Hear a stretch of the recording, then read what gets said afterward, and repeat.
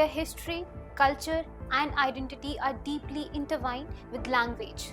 A question arises: why does a language that shaped civilization itself face opposition in its own land?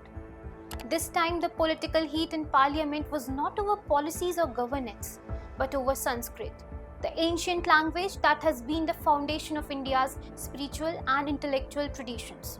On Tuesday, a heated debate erupted in the Lok Sabha when DMK MP Dayanidhi Maran objected to the inclusion of Sanskrit in the translation of parliamentary proceedings. He questioned the need for its translation, calling it a waste of taxpayers' money. The opposition by DMK, a party known for its stance against Hindi and Sanskrit, once again showcased the ideological resistance towards India's linguistic heritage.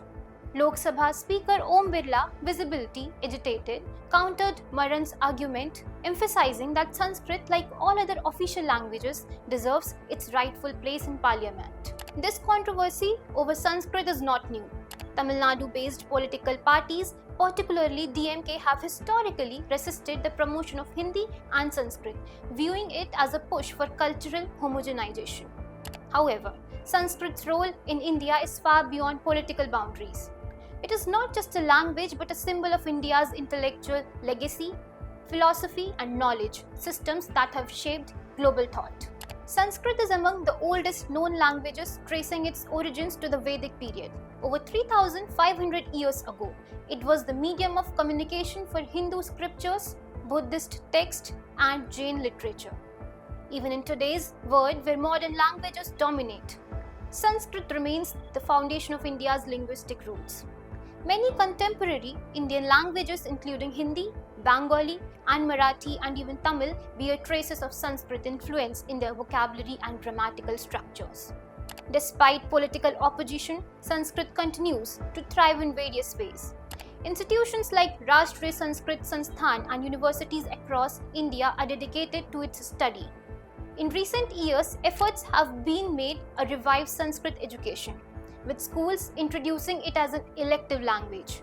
Sanskrit news, broadcast, literary works, and even technological research in artificial intelligence are finding applications in this classical language, proving that its relevance is not just historical but also futuristic.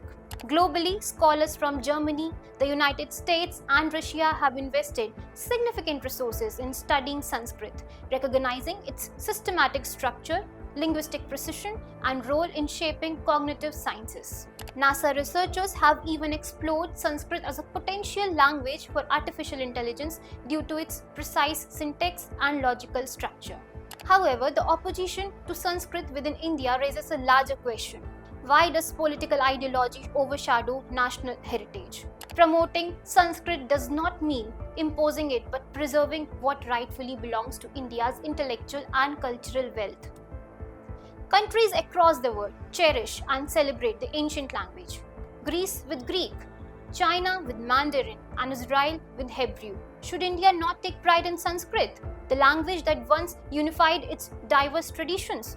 As the political debate rages on, the larger impact of sidelining Sanskrit could be the gradual loss of access to the thousands of ancient texts that hold scientific, philosophical, and literary knowledge. If Sanskrit flourishes, India stands to gain not just linguistically but intellectually and culturally. The question now is, will political biases continue to obstruct the preservation of India's linguistic soul, or will Sanskrit find its rightful place in the modern world? The answer lies in how India chooses to value its own heritage. Jai Hind.